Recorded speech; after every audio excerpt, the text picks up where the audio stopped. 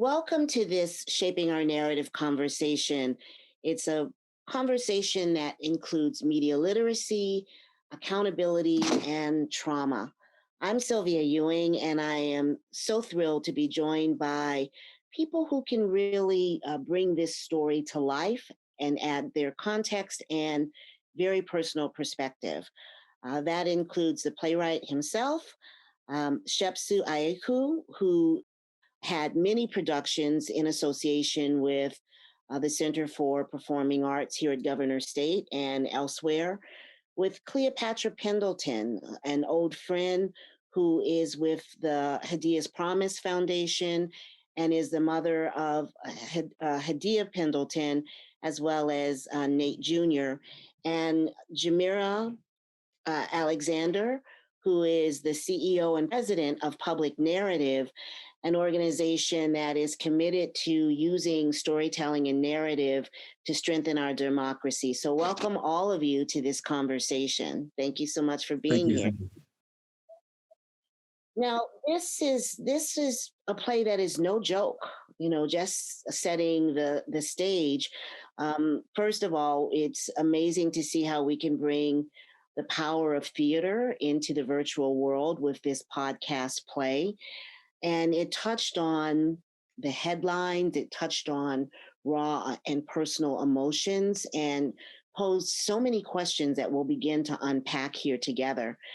And I just want to start by asking everyone, we all bring our personal perspectives to the fallout of gun violence. And what was yours? How did this production impact what you were thinking? And I'll come to you first, Jamira.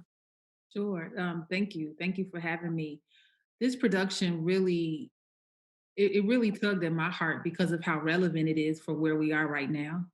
And just in thinking about the onslaught of gun violence, no matter whose hands that gun violence happens through, it's far too real and it's far too familiar.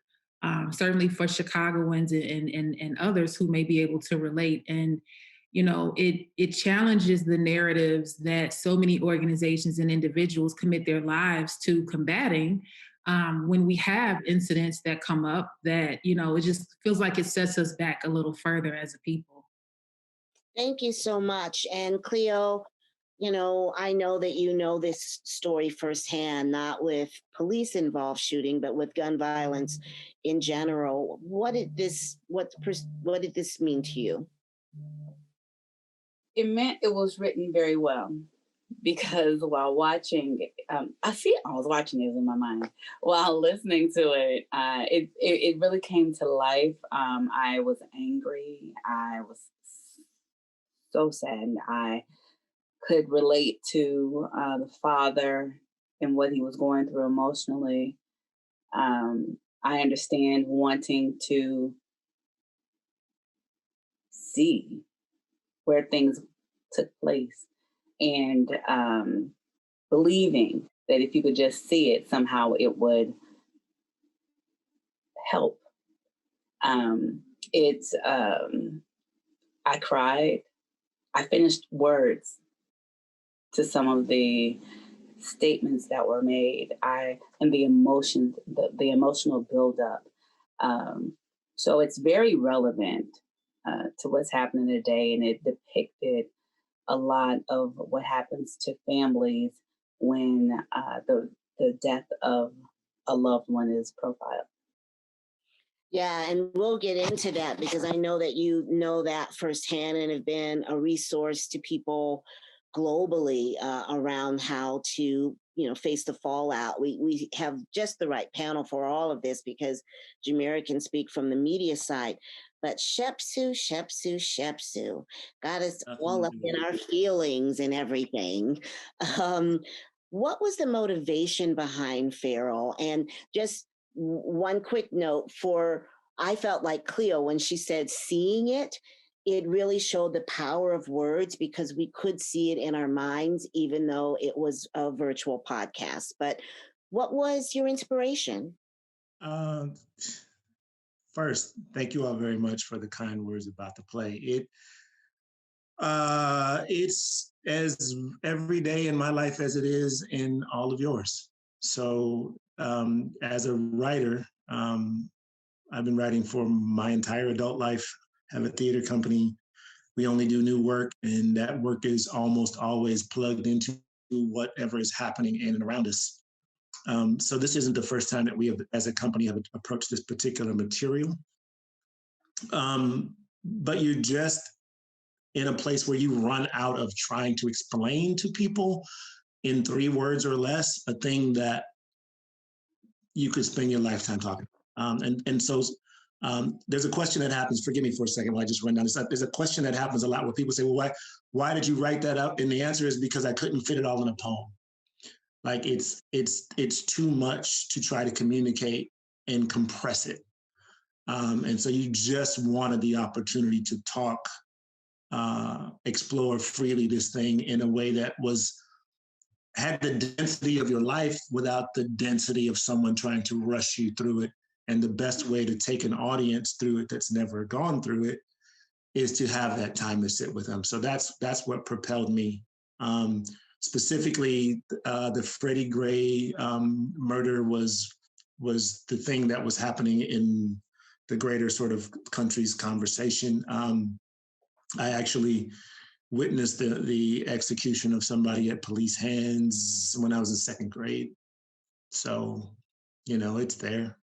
Yeah. And now, unfortunately, so many of us have seen it, after Mr. George Floyd. So a lot there, but thank you for the work. And I'm going to come back to Cleo because you have lived with the kind of calls that Mr. Ward got. You've lived with the media calls, and you know what it's like to talk to America. What advice can you share on how most people, will just never be prepared to deal with an aggressive press? And talk a little bit about the families and the work that you do now to support people. There's a lot there, so pick an entry point that feels right.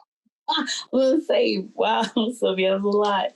I'll say this. It's amazing how you chose that moment to ask me about, because it was that moment where I was able to depict what he would say next. I knew he had no idea what he was going to talk about. I understood the frustration with the phones ringing, because to them it's a story, but to the person going through the experience, it's real life. And it's not temporary. It's not, how do you say it? It's not, you can't wrap your head around it before they want you to talk about it. And it's like, I need time to process what has happened to my family, because what I say right now may not actually be how I feel in 10 minutes. I need to really get a good grasp of what's happened and to what degree. And understand that because I'm serving a life sentence now, that my loved one has been fatally wounded, there's no rush. If they want to hear the story, they'll be there when you're ready to tell it. And I think, much like the pushy reporter, saying to the dad, they need you, I got you. In actuality, he had himself. He knew if he got the story, he would have his own elevation. So it wasn't about the family, it wasn't about the father, but it was also a good push for that dad too. So it happened on his terms, he believed, the way he needed, in an environment where he thought he would make the most impact. But he still had the rug slip from under him because he wasn't entirely ready. Let me say that. Yeah. And that it was the Shepsu, amazing. I'm just saying that depiction of it, and for me to watch it from a lived experience, dead on. And so to your third or fourth question, Sylvia, with families, people don't see me really, so people think I'm probably not doing anything, but I actually talk to a lot of families off camera about, how they can handle themselves and how okay it is to take their time, or if they don't want to speak, choose not to. There's no obligation to anyone but themselves and their families. And, I just want to offer them those words of encouragement because they're not really going to get those. Thank you so much. That was really key. And Jamera, I'm going to come to you for the media perspective, but I want to echo that Ms. Pendleton has been there for families who have joined the club, a term I learned from you when I worked with, by full disclosure, I worked with you in helping to set up Hadia's Promise. It's a club that no parent wants to join, no family member wants to join. And the media can just be out of control. Jamira, this story has a loving, sometimes in my view, disconnected father in Mr. Ward. The kids are bright, there's structure, there's love. How does it compare with the stereotypes that we often see of Black families? And that whole sense of taking the altercation that happened at the college and trying to blame the victim. Talk a little bit about how the media handles the narrative as the CEO and president of Public Narrative. Just to acknowledge the generations, the father very staunch in his approach, very proud man of what he and his children's mom were able to provide their family. And you could hear, the clear disconnect among the generations. And it was more of a language barrier, it sounded like, an experience barrier than anything. At the center of it was very much so love and compassion that they had for each other. You see that called out, even as Lacey is playing the part of, in a sense, kind of holding down the father, holding down her brother, and at times feeling torn, like who's there for me, The stereotypes that we see perpetuated, though, of Black families is, in some cases, is that disconnect of not being able to see eye to eye and come together. But what is oftentimes left out is the fact that, and I think we can attest to this, I can talk about you, but nobody else better talk about you. Better say that. And that comes from a loving place. It comes from a place of defending our loved ones. And oftentimes that's misunderstood because it's miscommunicated in media. Mm-hmm. Yeah, and the reporter, there's so much there, but that sense of blaming the victim, any of you, but Shepsu, I'll start with you, the whole trying to take this college kid, and say he had a record, talk a little bit about that intent as well. Just to clarify, you're saying talk about the media's sort of push to demonize the victim, to blame the victim. Mm-hmm. It's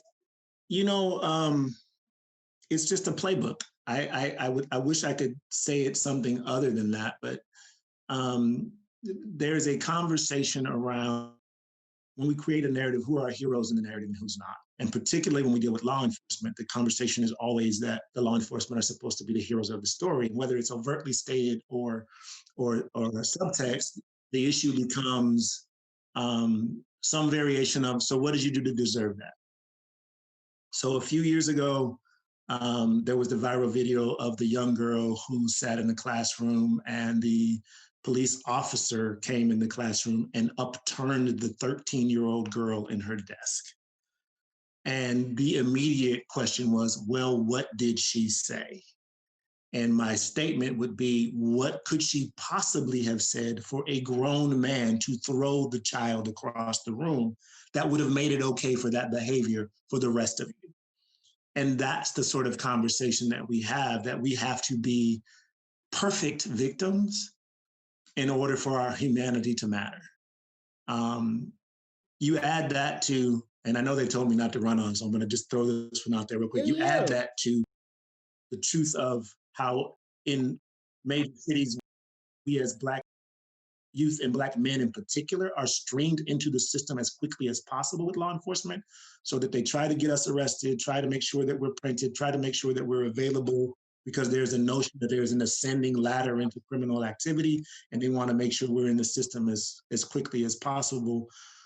It's pretty hard to be an inner city Black kid and not have some interaction with the police that shows up on your record. And anybody can take that and throw that. And then you have to have parents that are sophisticated enough to engage with the system, expunge your record for whatever minor thing that and who really does that? And so then we're all just exposed. That means that a 13-year-old girl should be thrown across the room, or that a grown man deserves to have his life snuffed out at the end of a police officer's need because of some transgression that they may or may not have been guilty of. Neither of those things sort of justifies the action. But in the narrative that we want to present, that the police are justified in this action, that is usually the course of action that we take. And you can set a watch by how quickly it happens after an incident happens. You can literally sit in front of your TV and be like, I got about 20 seconds before somebody starts talking about their past. Okay, great. Can I interrupt real quick, Sylvia? Your next question. I just want to give you feedback on that too, because in truth, I see what you're saying from a police violence perspective, but I need you to understand what happens, period, because my daughter was killed by 2 Black boys, right? Just, off the block. And I'm saying off the block to say just how regular they were. Yeah. But at the end of the day, when news of her death happened, I was asked outside the hospital about her background. I told them the type of person she was. By the time I went through all the motions and made it home and woke up the next morning after potentially going to sleep, she was a gangbanger that was left to die alone. They showed a video of her gang member friends running away. How disheartening, how leveling is that when you're already going through. So now, to top off the fact that your loved one has been slain, now fight you while trying to fight the fact that this is real and, face that has to be faced as a result. So to piggyback off you, I just wanted to just piggyback in a way that brings it home for the regular person. It's terrible all around that we need to be, how do you say it, that needs to be a negative connotation for any member of the African American community that claim. Yeah. I mean, and this is a free-flowing conversation. I appreciate that follow-up. I'm wondering what might be changing, if anything. There was a series I watched called All American, where a girl was leaving some sort of sorority debutante ball in her gown, and there had been violence on the street, and they were asking if this all-star football kid was, gang involved. Jamira, how much is that? Now, I know we have 400 years of history and legacy to face, but where is the media's responsibility, and how can we change that narrative? Sure. I mean, when you think about just journalism in general, journalists aren't necessarily taught to be humane when you think about it. Some of the journalists that we grow to know and love and really appreciate their reporting are ones who it found a way to incorporate that in their storytelling. And that becomes an independent responsibility. But as we saw of the journalists featured in the play, there was this ability to sell the father on telling his story and getting ahead of it. And then as the father trusts him, not enough to have him in his home, but enough to have him at the site where his son was slain, as the father trusts him, then he completely switches. And that I think happens so often, to people where they let their guard down, a little hesitantly and rightfully so. And then it doesn't go the way that they were told. And so you talked about it, Cleopatra, the pain and all that you have to fight through in that moment, and you're grieving all the while. You now have to deal with this devastation that you exploited my story. So there are journalists who are sensitive to that, but there aren't enough of them. And there, as we've seen in our country, there's been a lot that has forced all sorts of systems to take a close look at themselves. Journalism, no different. And there are those who are really like speaking up, speaking truth to power, really looking at, outlets and their objectives and challenging those. We've seen some of the fallout, even in our own city among outlets. And it's necessary that outlets continue to be challenged, journalists particularly, because they're the ones who fight tooth and nail for a particular story. So you may have some who are courageous enough to say, hey, I'm not going to follow through on these orders as you set them, but let's take a look at how we can, honor the humanity of this family. But again, we need more journalists to speak up in that direction. And I'm just not certain that there are enough of those who have seen the fruitfulness in doing so.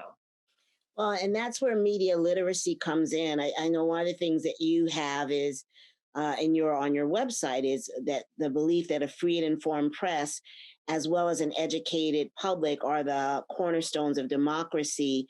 And, that a media that does not reflect its audiences and understand their concerns becomes irrelevant.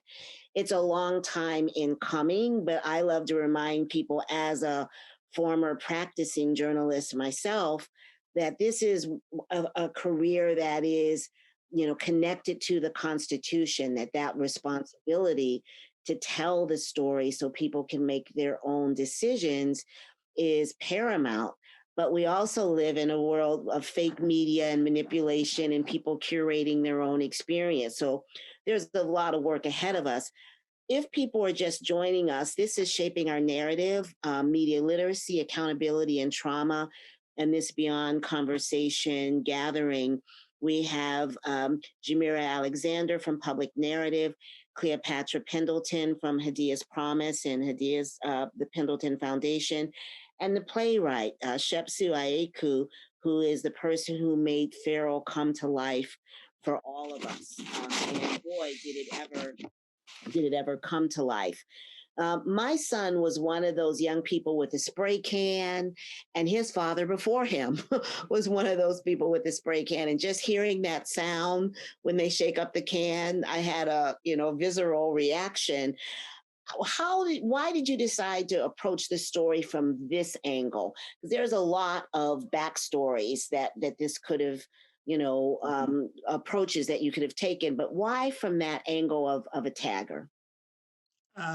So many reasons. I suppose I followed in the history of your family. But not to that extent. I was never a sort of a large scale, shall we say, redesigner of the urban landscape. So the question sort of becomes, for me, what are the things that in a media sense, and I'm thinking of graffiti in the media sense, that we own culturally, like it's ours, right? I don't need the internet. I don't need to pay my phone.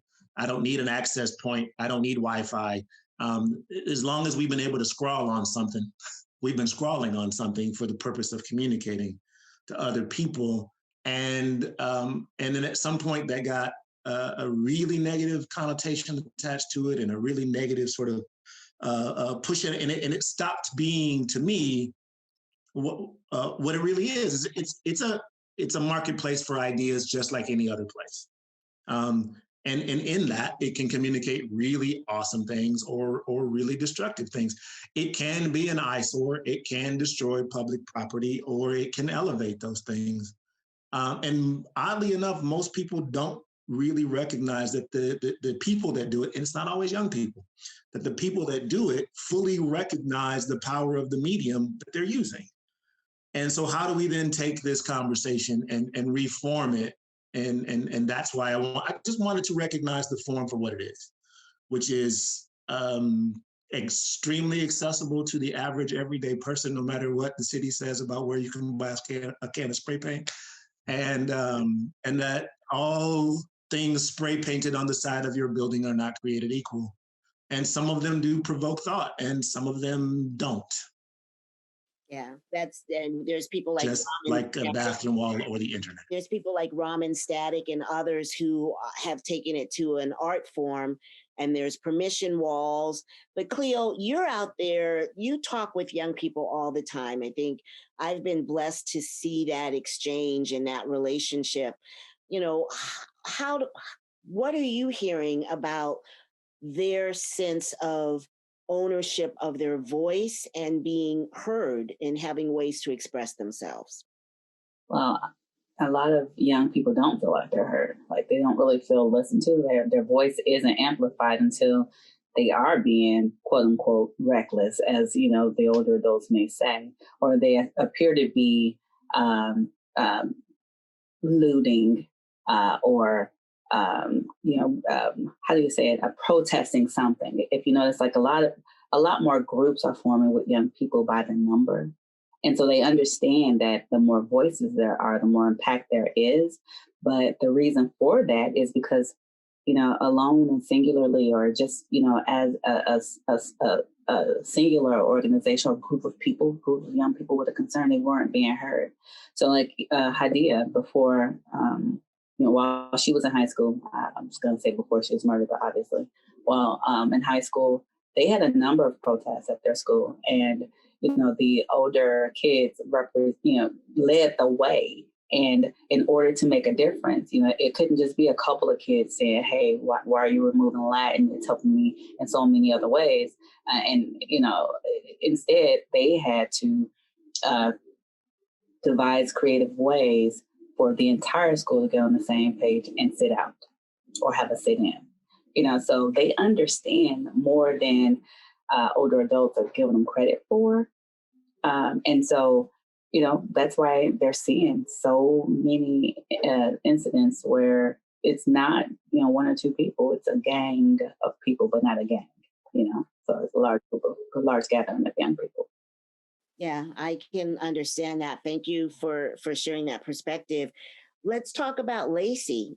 She at one point I wondered if she was about to or was attempting to have suicide by police.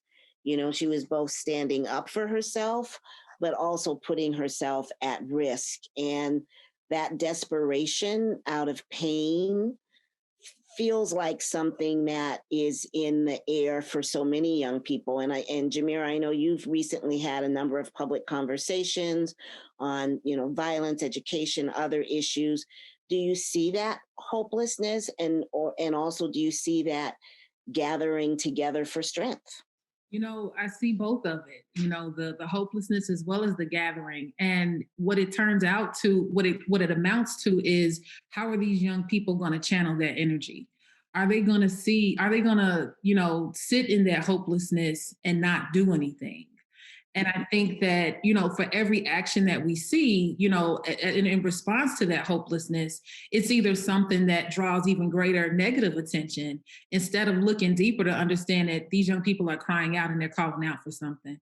And the young people that we've worked with recently, they were able to gather a group of officers to have a conversation, around why do our communities look the way that they do? And it's all rooted in perspective, regardless of if it's a young person or if it's an officer or whomever, it's all rooted in perspective. And when you have people who enter our communities and recognize that, we didn't choose to be in the situations that we're in. In some instances, this is all we were handed. Or, if this is a situation where an officer is called to the scene, in some instances, we didn't wake up deciding that we were going to have an encounter with police. This could very well be one of the worst days of our lives, and here we are, trying to figure this thing out together, but from different sides. So, the young people that we've connected with and created space for, quite frankly, have found ways in being productive with that hopelessness and turning it into something that can serve Chicago far greater than they anticipated. Mm-hmm. Yeah, that's deep. Shepsu, did you want to weigh in?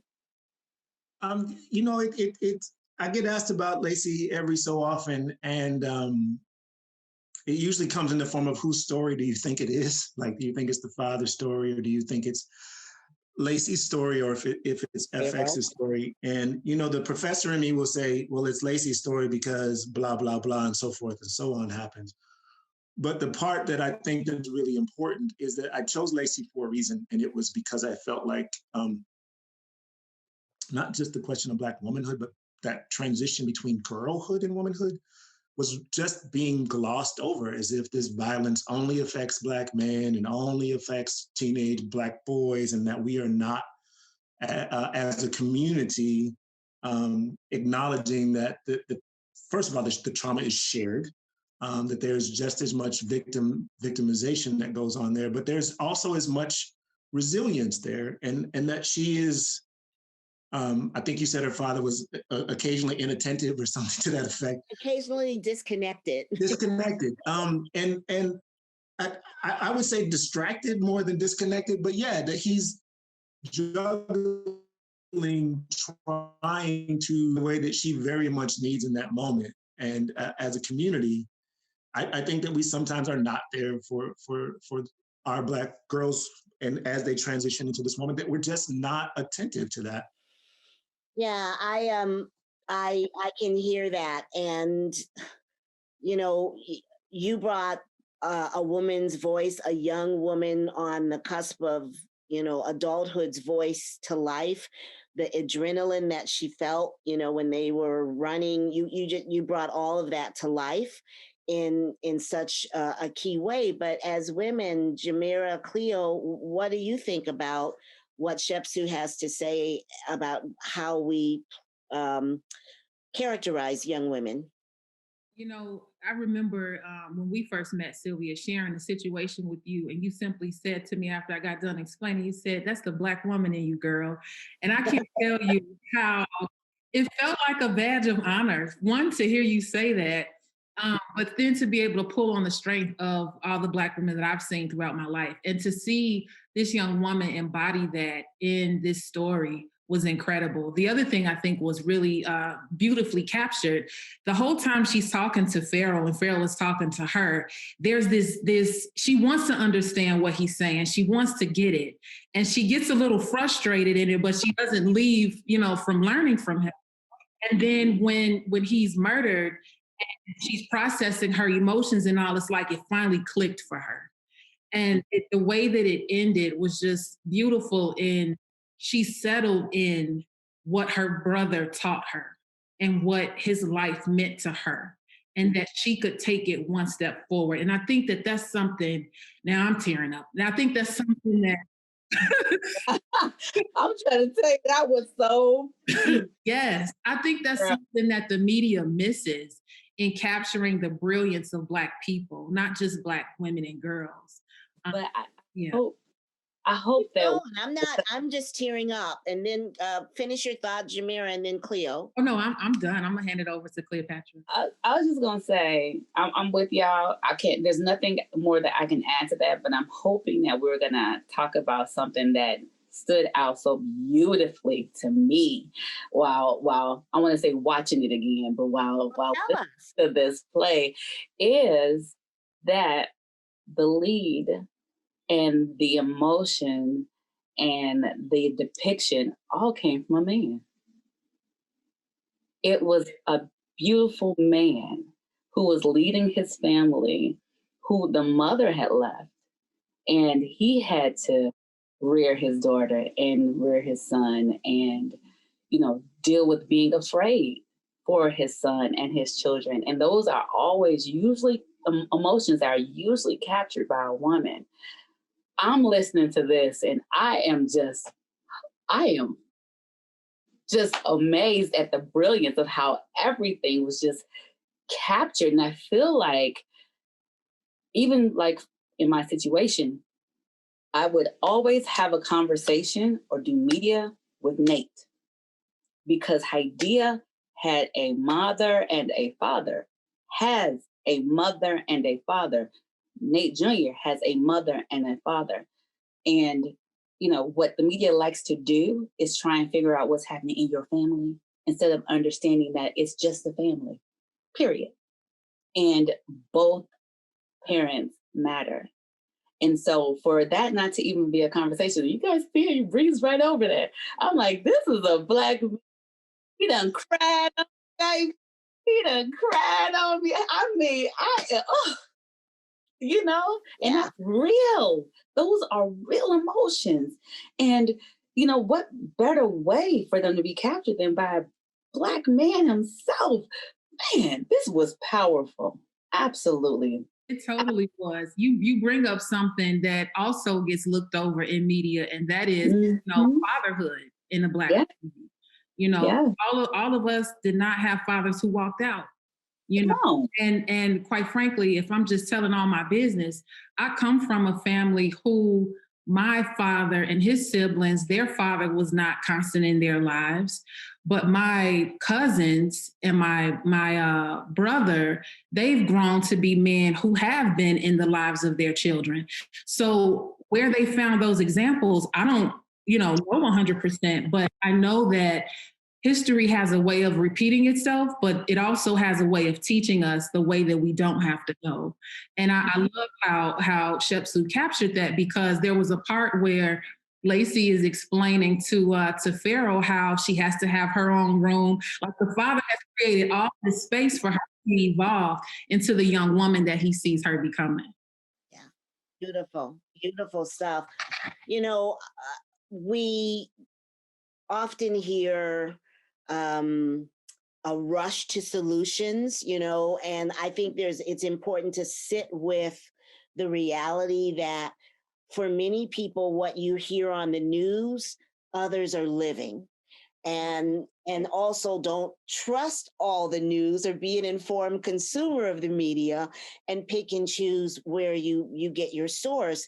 And don't discount the power of art and culture, humanities, to move us forward, because we're all so moved and motivated by this. I just want to come to each of you and ask, what was the most powerful message? Shepsu, you lived it, you wrote it. I love the way that you gave us insight into your process. I'm a little budding poet. I have poets in my family, but sometimes a story has to be told. And I love the way you said this had to be more than a poem. But what was the most powerful message that the story revealed to you as you wrote it? It's interesting to me to backtrack and then kind of dovetail it all together. So in full disclosure, I was raised by households full of women. I have collected mothers like other people collect stamps.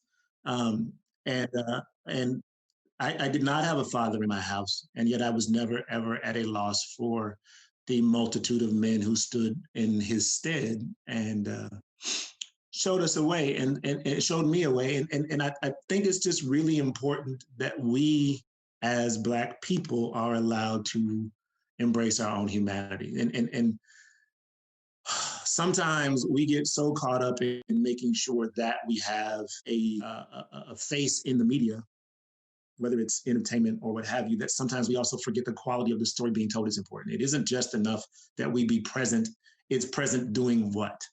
So I'm not of the school of thought, the former Cosby school of thought that says everybody has to be an uplifting character. I just need them to be people I know, people I've seen, people I've run into, people, that I've loved, feared, whatever. I just need them to be people that I know because my people are beautiful and they come in so it's just the mosaic that we present and that we frequently are not allowed to be our full selves. And there are many men out there who are raising families with their wives, with their husbands, with no partners whatsoever that are perfectly fabulous parents. I also, in my last little bit, I'm gonna get off of that. And the other one is just that I'm tired of this constant conversation as though there was this huge divide in the Black community between Black men and Black women.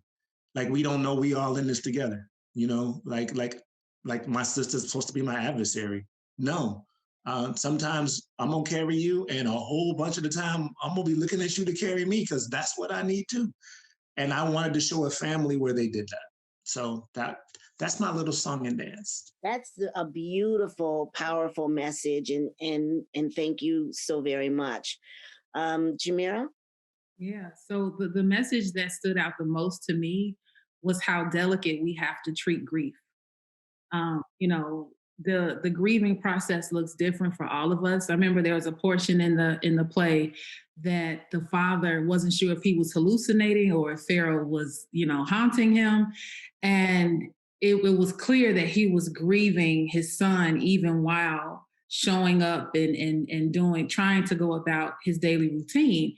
And I think I mean, it's pronounced in everything. You know, there's all sorts of things happening right now across the country that many people are grieving and not being handled properly, you know, and that's evident in how the journalist handled the family, is evident in how, you know, even the family handled each other at times. But I think it requires a lot of patience and a lot of consistency to remain in relationship even as we navigate this process. And as you said, Cleopatra, as you tell families, like, if you don't want to talk to the press, don't talk to them. You know, I tell folks now, even like, unplug. There's a lot happening in the world. It's going to keep happening. You don't have to lose your sanity in the process. Turn off the TV. I tell my father, don't watch so much news, you know, and reach out if you want to talk, you know. And you have to set those boundaries for yourself to give yourself the proper time to heal and be your best self. So well said. I don't know. I feel like I've talked about everything that was hot for me. I mean, the whole thing stood out for me. I mean, and so I have two children. One's deceased. And so the fact that it was a brother and a sister, now this gonna make me cry. Oh, Jesus. But I'm so sorry. That's okay. That's okay. And I will say, Cleo knows that Hadia still pops in and out for all of us. So, you know, it's very real. Gather your breath. I loved, you did tell us the key message was the fact that this was a man who didn't have to be, I'll use a term, hyper masculine, you know, who could feel his feelings and be present. Um, as we look to the future and what we can do and how we can help each other, I'd love to hear your ideas of solutions, and I'll share one I've observed with Cleopatra. That is being there for other families, you know, who are walking this journey newly, and you know, standing up for them. And also, one of the things that you did that was incredibly powerful, Shepsu, Jamira, at home audience, people are used to the family being like players in a play. You know, now here's your role. You're supposed to cry. You're supposed to do this. You're supposed to do that. You know, the Pendletons said, we want to talk about policy. We want to talk about the underlying factors that lead young people to kill or to potentially be victims. You know, we want to talk about all of these things, and really switched the role, the box that they were supposed to be in, playing their part, to wanting to ask hard questions and step out of that frame. So, you know, I think that is a solution oriented effort that you have done. And I'd love each of you to talk about a lesson that can be learned from this beautiful, beautiful play, and a solution that you see that can make the headlines 2 years from now be better? And whoever wants to pick that up. I'm happy to pick it up. I would go so far as to say, honoring humanity, not just in the stories that are told and the way that they're captured, um, honoring humanity, even as we consume media and we learn of different things. I think the thing that stands out to me, and we saw this with the family, is once the story is told, depending on how it situates the family or the community, there is always, not always, but in most instances, there is this position that depicts the subject as helpless, or just kind of like devastated, hopeless, and that's not the case. And so I think if we were to honor humanity first, we would be very selective as to how those stories are told and published. Because ultimately, just the same as Cleopatra, you kept referring to seeing it. Just the same as that audio and the words it created a very visual picture. The same is true when people read of stories of what's going on in our communities. They paint this picture of, oh, I got to stay away from there, or I can't go past 35th Street. Well, and that's not the case at all. And so I think leading with that honor for humanity is really where it all starts, and kind of like finding and creating those lanes if they don't exist. But in most instances, I've found that once you find that path and you find that way, there's a way in which you begin to connect with like-minded individuals who can help to uphold that. And I think that is where movements start. And certainly in being careful not to let anything hijack a movement, which the media certainly has the potential to help with, but honoring humanity first, is certainly a starting point. Beautifully well said. I would there's a lot of different places to hop in. So I'm just gonna go with one that I think we've touched on, but I wanna blow it up for the moment. Listen.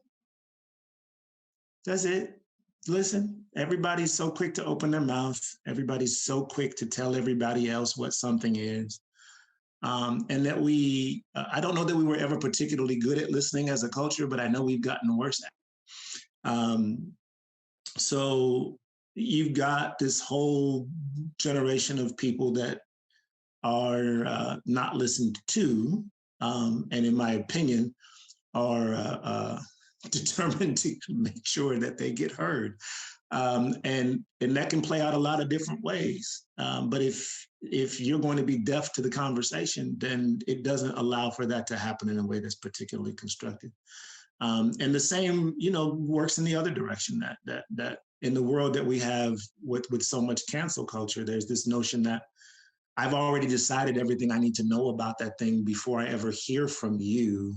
These 3 words that were printed about you tell me everything I need to know, or these 3 words that you've said. And as a person who's been interviewed more than once in my life, I can honestly say that I've never actually read an interview that actually captured what I said. So I find it interesting that people are so prepared to dismiss other people based on the printed word, whether it be thumbed out or what have you. So listen, that's mine. Beautiful. That's a solution. Miss Cleopatra? So mine is, and I don't know if this was intentional on your part or just happened. I think everything's intentional though. Shut up. I'm going to say yes because it makes me really smart. But wisdom is not lost on the youth. Yeah. And I know we came up in a time where children are meant to be seen. I heard you do what I tell you to do, and that's it. And I love that it was touched on. That part was kind of captured. He wanted FX to get back in school and go down the path that I said for you to go. But FX also had a vision, but he didn't want to tell it. He wanted people to get it, because if you could tell him, he knew you understood. And I also liked how, I'm going to say a couple, I'm going to bounce because I got this couple minutes. And I also like how with the father, when he was talking to the reporter, how he was saying to the reporter, what's your A game? What's your B game? What's your C game? which meant that, I'm not crazy. And that's really a lot of what you fight when you're going through grief. You're in the middle of grieving, you're being pulled a million different ways. Your job is to protect. And so you feel like you didn't protect that. So now you're going to protect this, what you got left. And so he's like, I'm standing firm and strong. What you got? And I'm going to tell you if I'm going to go with it. So I appreciated that.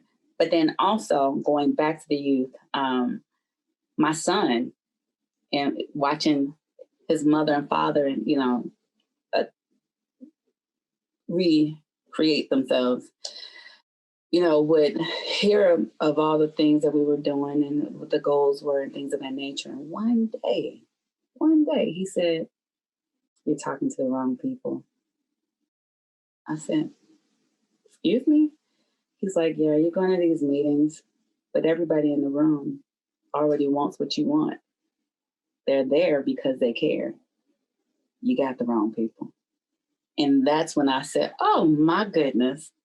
A, you get it." So in that moment, that was my Pharaoh moment with him. Like, oh, you get it. But B, it was like, okay, I see you. You got a little activism in you too. It's just waiting to come out. So I just believe that youth have something to say. They do, and we should listen to them. So beautiful. I want to thank all of you. My last words are, when I was growing up, I was taught young people were to be seen and listened to. Raised my kids that way. It was a very, different style. But the legacy of slavery and the legacy of our history in this country is one of the reasons why we made our children be quiet, and one of the reasons we had certain approaches to life. And as we change and grow and want better for the next generation, all of those conventions have to change because we have to do it together. Intergenerational is the way to go. Everybody in the room, from the 7-year-old to the 70-year-old, has to be a part of the conversation because they can all contribute because of humanity, because of listening, and because of speaking to the right people and being seen and heard. So I'm going to thank all of you for this third segment of our Beyond Conversation, which started when Lana and the folks at the Center for Performing Arts at Governor State said, in this moment of social and civic unrest and change and pandemics, we can't lose the door that's opening to look at the wrongs of the past. We have to go beyond conversation. And with each of you and your perspectives so beautifully and brilliantly shared, I think we've done that. So thank you, Jamira Alexander from Public Narrative, Shepsu Aeku, the playwright who brought us this beautiful work, and Cleopatra Cowley, who, look, Michelle Obama helped to tell the narrative of who Hadia was. So, there can be some narrative setting here. So let's all own and tell our stories. Thank you so much for joining us, and have a good evening and be well.